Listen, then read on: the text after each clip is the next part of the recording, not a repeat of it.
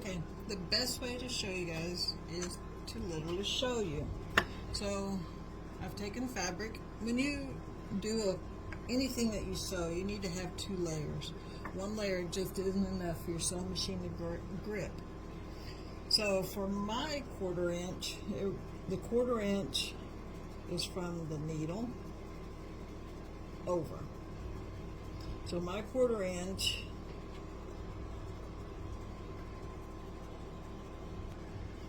the 1/4 inch from my machine, let me show you with my little pointer here, from the needle over toward the side of my machine, a 1/4 inch, you probably can't tell, but there's 2 little clear lines cut into my foot. Actually, let me show it to you. See on my foot, these little lines right here?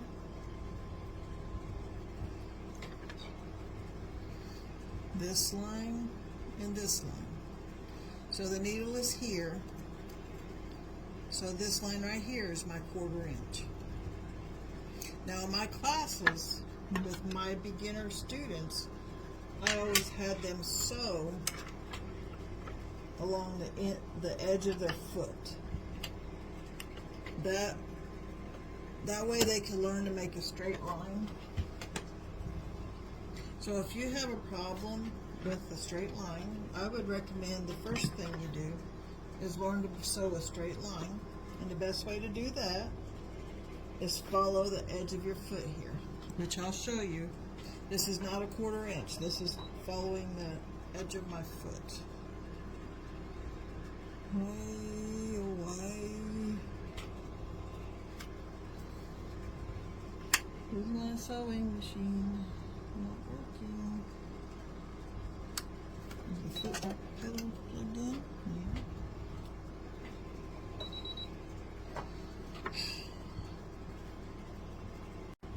Okay, so I just want to show you my students.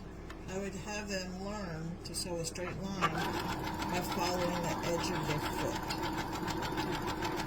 And see how I've got my fabric? I've got one hand here guiding it, and my other hand is here guiding it. It's like driving the car.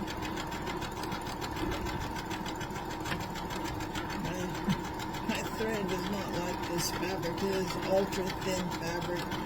It's probably something cheap. Look at the pulling.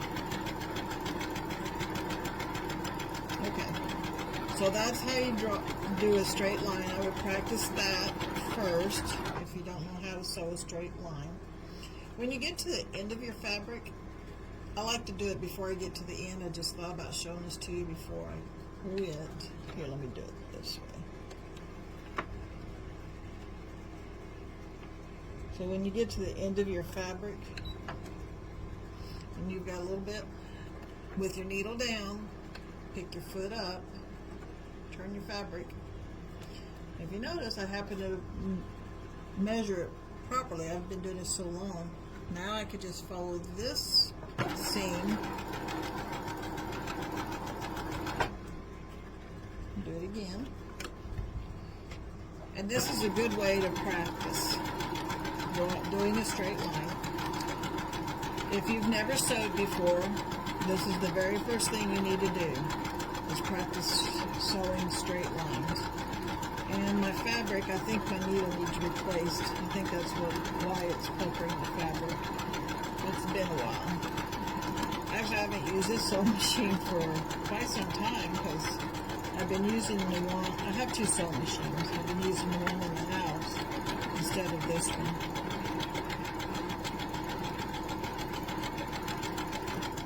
And keeping the seam the same is very important, especially if you're wanting to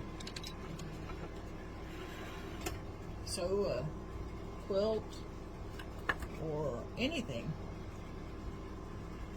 Okay, my thread broke. So now I'll show you the 1/4 inch seam. And the best way to do it, to figure out where your 1/4 inch seam is to get a tape measure. One of the cloth ones would be easier. Get a tape measure and just measure it. Okay, for the 1/4 inch seam, like I said, it's that one line. It's this line right here. So I've got to practice. So that line right there needs to be the outside edge of my fabric. So I line my fabric up with that line there. And my whole job, let the sewing machine do its job, my whole job is to keep a straight line. So I've got a clear foot so I can see through it. I can see my fabric. I can see what's going on with it. And I just work it through there.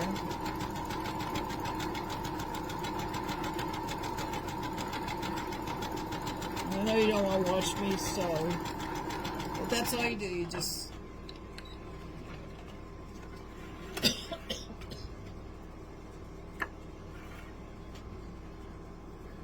there's my 1/4 inch. It's not very far off from the edge of my foot. Okay, so 1/4 inch seam is very important when it comes to your sewing projects. If it calls for a 1/4 inch seam, make sure you have a 1/4 inch seam. It helps all your blocks line up. It helps your pattern line up. If you have varying seams, your blocks won't line up. And one block, when you get done and you're ready to sew all the blocks together, you'll have blocks that are every size. And it really becomes very difficult to put a quilt together and it look pretty.